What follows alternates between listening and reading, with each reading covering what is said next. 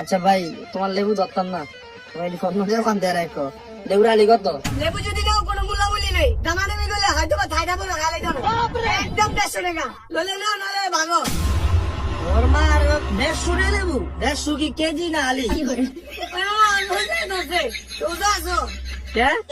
আসলে ভাই তোমার লোক অনেক কথা কয়ে লেছি, কিছু মনে করো না। আমি নর্মাল পাবলিকের কাছে লেবু বেচি না, যারা প্রাইভেট কাজ দিয়ে অফিসার টফিসারে হেরির তো লেবু পায় না।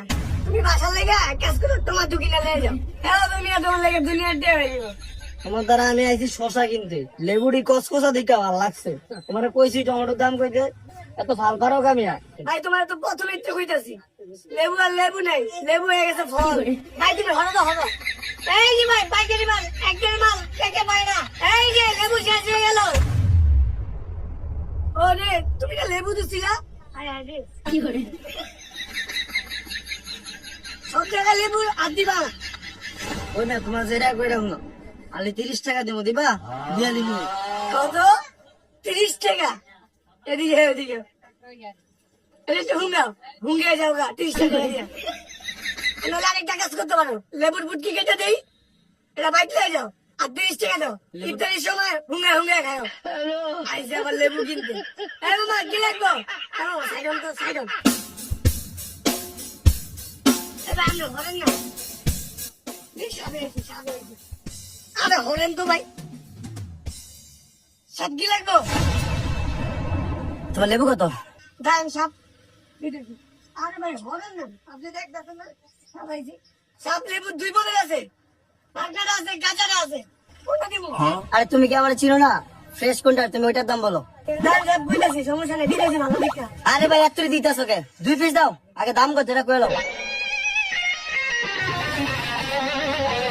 2 পিস সব এটার দাম হইলো, একালির দাম হইলো 160 টাকা। 2 পিস দাম হয় আপনার 80 টাকা। কত?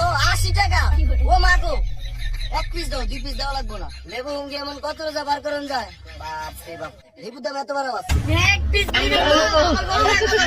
ধরেন মিয়া, 1 পিস লিয়ে যান মিয়া। রাস্তার মধ্যে জাম্বা না রাখছেন, গাড়ি একটা লিয়ে দোকানের সামনে একটা আলামত বয়া রাখছে, লেবু একটা নিতে। ভাই গাড়ি ডালে তাড়াতাড়ি যান তো, মাথা গরম হয়ে গেছে। কি রে ভাই, নগদ পোল্ট্রি?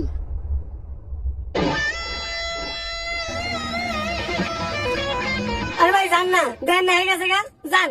এই যে লেবু লিয়ে যান, কাঁচা টমেটো আছে, আরে খালো মিয়া, এখানে লেবু দাও। টাকা দাও। ভাই সরি ভাই, আপনি তো কাস্টমার। তো বন্ধুরা, মানুষের চেহারা দেখে যাচাই করবেন না, এমন হতে পারে সে গরিব কিন্তু তার মনটা অনেক বড়। আর বন্ধুরা, দয়া করে রমজান মাসে খাদ্যদ্রব্য নিয়ে সিন্ডিকেট করবেন না, এতে করে সিন্ডিকেটদের মাথা ঠাডা পড়তে পারে বন্ধুরা। যদিও বন্ধুরা বলে লাভ নাই, সিন্ডিকেট বাংলাদেশে হবেই বন্ধুরা, এটা যতই বলি কোনো লাভ নেই।